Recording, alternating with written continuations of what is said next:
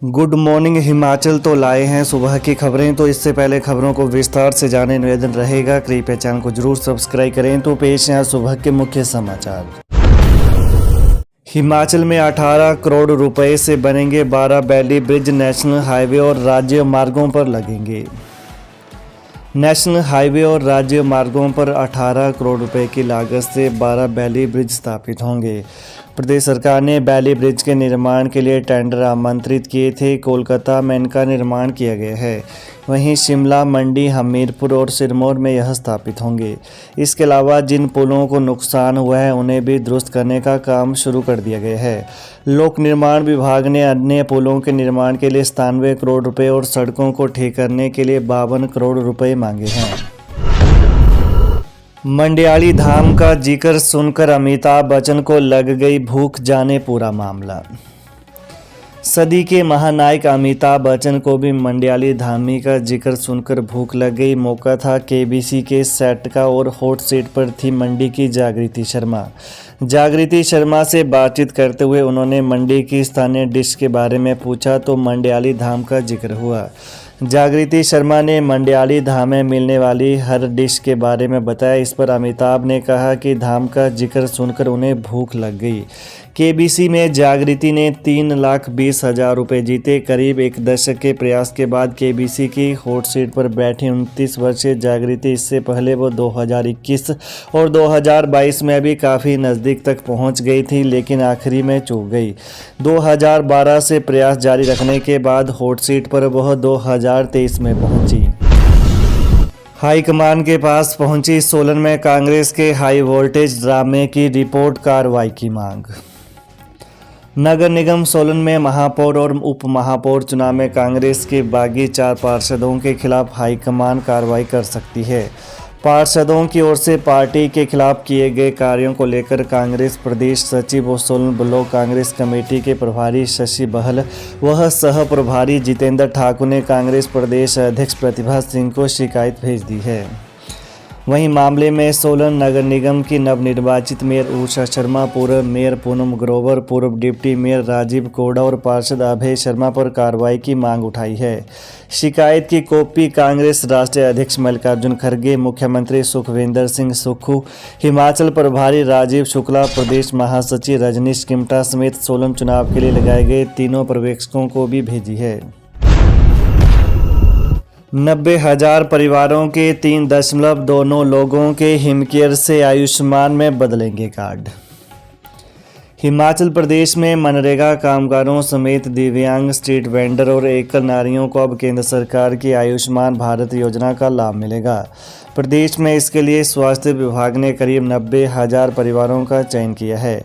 इन परिवारों में 3,29,000 लोग शामिल हैं। अभी तक इन लोगों को प्रदेश सरकार की हिमकेयर योजना में उपचार की सुविधा मिल रही थी, लेकिन अब केंद्र सरकार ने इन लोगों को आयुष्मान भारत में शामिल किया है। इन सभी लोगों के हिमकेयर कार्ड बंद कर आयुष्मान कार्ड बनाए जा रहे हैं, जिससे उपचार के दौरान आयुष्मान कार्ड का लाभ उठा सकें। गौर रहे कि आयुष्मान भारत प्रधानमंत्री जन आरोग्य योजना के तहत 5 लाख रुपए तक के उपचार की सुविधा दी जाती है। 6 ग्रीन कॉरिडोर समेत 26 रूटों पर दौड़ेंगी इलेक्ट्रिक बसें, बेरोजगार युवाओं को मिलेगी प्राथमिकता। प्रदेश में जल्द पंजाब के कीरतपुर से केलांग, जिंगाबार, परवाणू से काजा और शिमला से चंबा सहित अन्य लंबी दूरी वाले रूटों पर भी इलेक्ट्रिक बसें दौड़ती नजर आएंगी। प्रदेश के 6 ग्रीन कॉरिडोर समेत 26 रूटों पर जल्द इलेक्ट्रिक बसें चलेंगी। प्रदेश सरकार पहली बार प्राथमिकता के आधार पर बेरोजगार युवाओं को 30 सीटर इन बसों के रूट आवंटित करेगी। बता दें, सबसे ज़्यादा 4 रूट जिला कांगड़ा आरटीओ के लिए तय किए गए हैं। वहीं अन्य जिला के आरटीओ को भी इसमें रूट मिलेंगे। अभी तक इलेक्ट्रिक बसें निजी ट्रांसपोर्टरों के पास नहीं हैं। पहली बार प्रदेश में बेरोजगार युवा या निजी बस ऑपरेटरों को विद्युत चालित बसों के रूट दिए जाएंगे। बस की खरीद पर सरकार बेरोजगार युवाओं को 50% तक छूट देगी। हिमाचल लोक सेवा आयोग कंडक्टर भर्ती में होगी नेगेटिव मार्किंग, हर गलत उत्तर पर कटेंगे इतने अंक। हिमाचल पथ परिवहन निगम में 360 कंडक्टरों की भर्ती के लिए राज्य लोक सेवा आयोग 10 दिसंबर को लिखित परीक्षा आयोजित करेगा। 100 अंकों की परीक्षा सुबह 11 बजे से दोपहर 1 बजे तक चलेगी। 360 पदों के लिए करीब 40,000 अभ्यर्थियों ने आवेदन किया है। परीक्षा में नेगेटिव मार्किंग होगी। हर गलत सवाल पर 0.25 अंक कटेंगे। वहीं बहुवैकल्पिक आधार पर होने वाली परीक्षा में 1 से अधिक उत्तर देने पर जवाब को गलत माना जाएगा। उत्तर नहीं देने की स्थिति में नेगेटिव मार्किंग नहीं होगी। एक प्रश्न के 4 विकल्पों में से एक सही उत्तर के बजाय अगर 2 सही उत्तर होंगे तो उन सभी उम्मीदवारों को जो इन दोनों सही उत्तरों में से किसी एक को लिखेंगे उन्हें उस प्रश्न के लिए आवंटित अंक नहीं मिलेंगे। अब 10 अधिकारियों, कर्मचारियों और कारोबारियों पर जांच की आंच, रिकॉर्ड कब्जे में लिया। हिमाचल प्रदेश में क्रिप्टो करेंसी ठगी मामले में एसआईटी ने अब 10 अधिकारियों, कर्मचारियों और कारोबारियों के खिलाफ जांच शुरू कर दी है। एसआईटी ने इस मामले से जुड़े 2.5 लाख आईडी का रिकॉर्ड अपने कब्जे में लिया है। 10 अधिकारी और कर्मचारी ऐसे हैं जिनकी संपत्ति 2 करोड़ रुपए से ज़्यादा है। राजस्व विभाग और बैंकों से इनकी डिटेल मांगी गई है। आरोप तय होने पर इनकी संपत्तियां भी जब्त की जा सकती हैं। 2500 करोड़ रुपए के इस घोटाले में अब तक 19 आरोपियों की गिरफ्तारी हो चुकी है।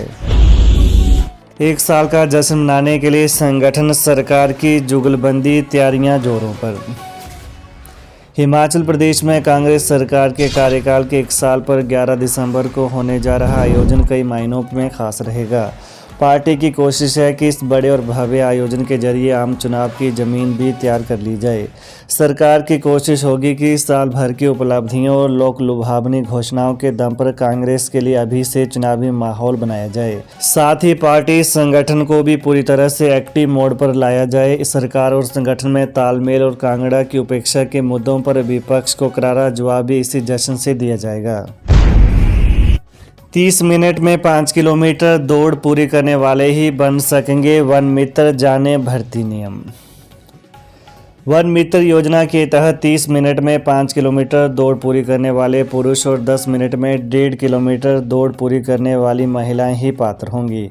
शारीरिक दक्षता जांचने के लिए दौड़ होगी। वन मित्र बनने के लिए पात्रता क्वालिफाइंग रखी गई है। यह स्पर्धा नहीं होगी। प्रदेश में कुल 2061 पदों के लिए हो रही भर्ती के लिए संबंधित क्षेत्र के एसडीएम की अध्यक्षता वाली कमेटी साक्षात्कार लेगी। कोई लिखित परीक्षा नहीं होगी। 30 दिसंबर तक इन पदों के लिए आवेदन कर सकेंगे। कोर्ट से राहत, प्रदेश के 805 पीटीए शिक्षकों को 2018 से सब वित्तीय व वरिष्ठता लाभ। प्रदेश के विभिन्न स्कूलों में सेवाएं दे रहे 805 पीटीए शिक्षकों को 2018 से वित्तीय और वरिष्ठता लाभ मिलेगा। कोर्ट के आदेशों के बाद अब प्रारंभिक शिक्षण निदेशालय की ओर से इस बारे में निर्देश जारी किए गए हैं।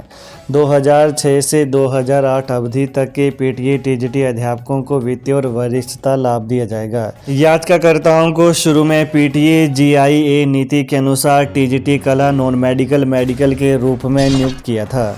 इसके बाद वर्ष 2006, 2007 और 2008 के दौरान प्रदेश सरकार ने 16 अगस्त 2013 की अधिसूचना के माध्यम से पीटीए जीआईए शिक्षकों को अनुबंध के आधार पर प्रदान की गई सेवाओं को लेने का एक संक्षिप्त निर्णय लिया गया।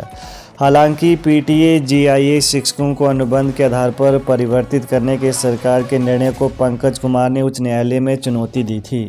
तो ये हैं प्रातः के मुख्य समाचार। तो प्रदेश की ताज़ा खबरों को जानने के लिए कृपया चैनल को अभी सब्सक्राइब करें। धन्यवाद। जय हिंद, जय हिमाचल।